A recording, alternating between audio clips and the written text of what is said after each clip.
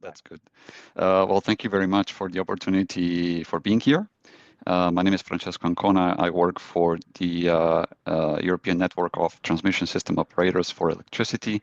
I work in the legal department, and today I would like to present my paper proposal called the EU Strategic Securitization of Electricity Infrastructure and Critical Raw Materials, which sort of also ties also with the previous presenter. The objective of this proposal is to explore how energy and particularly electricity infrastructure and critical raw materials have been securitized in EU strategic thinking and narrative. I will focus on geopolitical dynamics, especially the Ukraine war and their effects on EU strategic thinking and security discourse, as well as raw materials and grid vulnerabilities, emerging technological threats, and also how the EU is responding through institutional strategies and policies responses, and how these affect and at the same time are being affected by all these factors. So the paper proposal follows or is based on the securitization theory framed by Buzan and other authors. The concept of security also applies to energy and is quite predominant in today's security discourse in Europe, as it is being framed as an existential threat to the stability and autonomy of Europe. There are various definitions when it comes to energy security, but generally they can be narrowed down to the continuous availability of energy in varied forms, sufficient quantities, and reasonable prices. So there are various aspects which can be summed up in this definition. At the same time, there are 5 key dimensions when it comes to energy security, which include the robustness, i.e. the ability to withstand predictable stress, such as increased demand. Geopolitical considerations are also to be noted, so the protection from external threats that can be attacks, security, disruption of supply, political instability, and so on. The resilience of the structure of the grid, so how well the infrastructure can recover from disruptions. Sustainability is also another aspect which is very important, which is the how compatible is a system with climate goals and how sustainable it is in the long run. And finally, there are also aspects from the market, more specifically, how can energy remain accessible and fairly priced.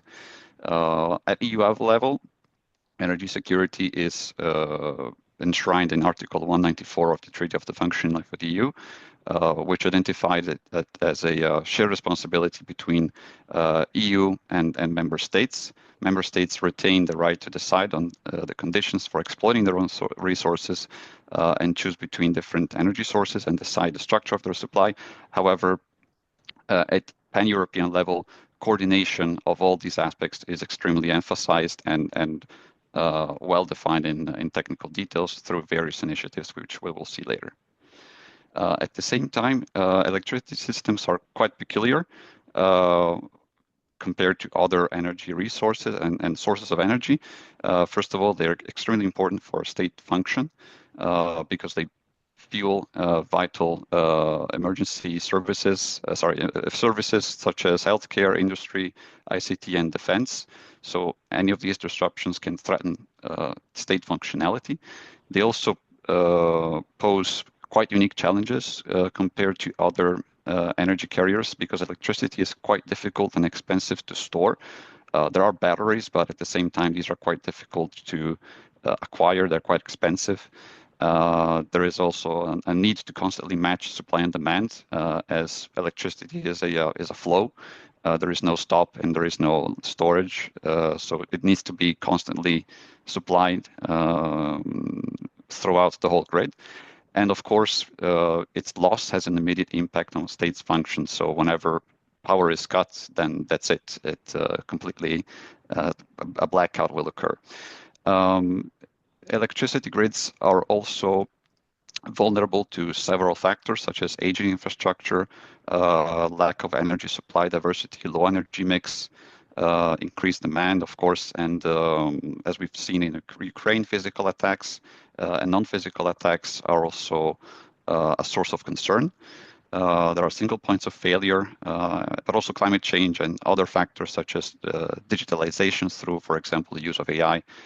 They can all contribute to system vulnerability. So when the war in Ukraine has brought quite a turning point when it comes to energy security discourse in Europe, because it highlighted the devastating consequences stemming from the destruction of critical infrastructure. I won't go through all the details in this slide, but the key highlight is basically the critical infrastructure in Ukraine since day one became key target of attacks, which pretty much reduced its generation and transportation capacity of electricity to just 9 gigawatts compared to the original 56 before wartime period. At the same time, however, Ukraine managed to adapt to the situation by decentralizing the deployment of specifically renewable energy sources and building modular power networks, which with a strong emphasis on grid flexibility and interconnection, which allowed to reroute essential power to critical facilities. So in that way, Ukraine has shown also Europe how it can learn from the war in order to develop a resilient grid. One of the primary effects of the Ukraine conflict on European security discourse when it comes to energy is, of course, desynchronization of Ukraine from the Russian system. I won't go through the whole timeline of events, but basically here I would like to emphasize, of course, at the early stages of the war, how quickly Ukraine managed to, also with the help of ENTSO-E, to disconnect from the Russian grid and connect to the Continental Europe Synchronous Areas, or CESA, which is the European power grid. So this was a tremendous achievement, which was done in record time, and also improved the resilience of the Ukrainian power grid and allowed it to import up to an additional 2 gigawatts of electricity. In a similar case, although it's a little bit more, it's been ongoing for quite some time, the Baltic states also synchronized to the Continental Europe Synchronous Area as a consequence of the Russian invasion of Ukraine. Although their project has been long-standing, as you can see from the timeline, definitely the invasion of Ukraine accelerated the synchronization efforts of the Baltic states to the European grid. And you've probably seen the news in February. Officially, the Baltic states disconnected from the IPS-UPS Russian grid system and successfully synchronized with CESA. Another important consequence of the Ukraine war was the reduction of energy imports from Russia, particularly gas. European Union heavily relied on Russian imports, as it accounted for about 45% of its supply. So following the war in Ukraine and the subsequent reduction of gas supply to Europe, gas prices rose sharply, which also significantly affected electricity costs across all of Europe, leading to an energy crisis. The European Union has attempted to address this issue through the Repower EU initiative, which was aimed at specifically reducing dependency from Russian gas imports and diversifying supply sources, and accelerate also on the other side the deployment of renewable energy sources. At the same time, however, this additional renewable energy capacity presents some challenges, key of which I would say are the lack of grid capacity to accommodate additional generation capacity, as it requires efforts to integrate and handle decentralized renewable energy sources into the electricity grid, and also a tight supply of critical raw materials for procuring grid components and renewable energy generation is also a key challenge for Europe. When it comes to reliance on critical raw materials needs, Europe is pretty much dependent on raw materials imports from across the world, especially from China. And it will increasingly be so as the push for renewable energy expands demands for critical raw materials, especially for copper, nickel, cobalt, and lithium, which, as you can see from the percentages here, will account for, this is how much they will account in 2040, according to an IEA report in global demand for such resources.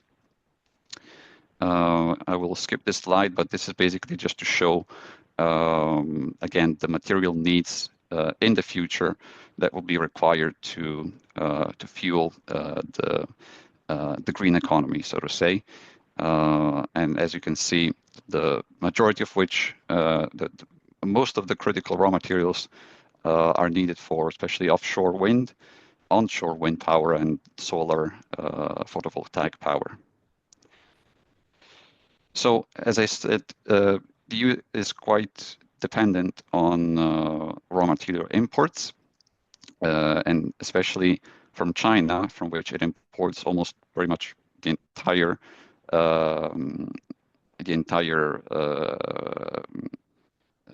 critical raw materials for. It's heavily dependent on critical raw material imports from China, Turkey, and South Africa, Brazil, and other actors.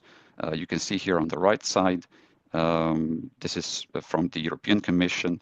They pretty much made a chart saying comparing the percentage of import from specific countries and the level of governance of that country. So there is a high percentage of imports concentrated in one or two suppliers, which makes the EU quite vulnerable to supply disruption in critical technology sectors. And as you can see on the left side, there is at least 7 materials that have very high or high supply risk. And on the right side, you can see the related sector. And as you can see that wind, traction motors, and photovoltaic, they are at very high risk of supply disruption, whose critical materials are at high risk of supply disruption. At the same time, the EU grid presents physical and non-physical threats. So the EU is quite aware of these threats. Physical threats can be identified as vandalism attacks, actual attacks, as we see in Ukraine, or sabotage, as we see in Serbia against transmission lines, substations, and power plants, but also weather events and natural disasters. They account also as physical threats, but also non-physical ones. For example, cyber attacks against control systems are quite frequent, and transmission system operators are aware of this, and they've put in place a number of mechanisms to increase the resilience of their security systems. At the same time, new technologies such as AI, while they can be beneficial for transmission system operators to optimize the distribution, predict outages, bringing several kinds of benefits, at the same time, this technology can bring additional challenges for electricity systems because it also enables, for example, more sophisticated cyber attacks, and indirectly, data centers will require additional power to run AI systems, thus increasing further the demand for critical raw materials and electricity needs. So what is the EU doing to address these security challenges? Well, the EU already had established back in 2015 an energy union strategy, whose functioning has evolved, of course, to rely on deep technical cooperation between member states and EU institutions. And at the same time, more recently, the EU has also launched this Critical Raw Materials Act initiative to attempt to address the security of critical raw material supply. And as you can see on the left side, the main tenets of the energy union strategy are based on the security of supply, solidarity between members, integration of energy market, so the free flow of energy through an adequate infrastructure, energy efficiency, so reducing dependence on imports, decarbonization and research, innovation, and competitiveness. I won't go through all of these measures, but just for your information, these are just some of the technical and legal measures that the EU has set up to address specific challenges when it comes to security of energy supply and critical raw materials. We saw before the Critical Raw Materials Act. This is just one, but we also have more technical ones, such as the Network Code on Cybersecurity, which establish a recurrent process for assessing cybersecurity risks for electricity flow.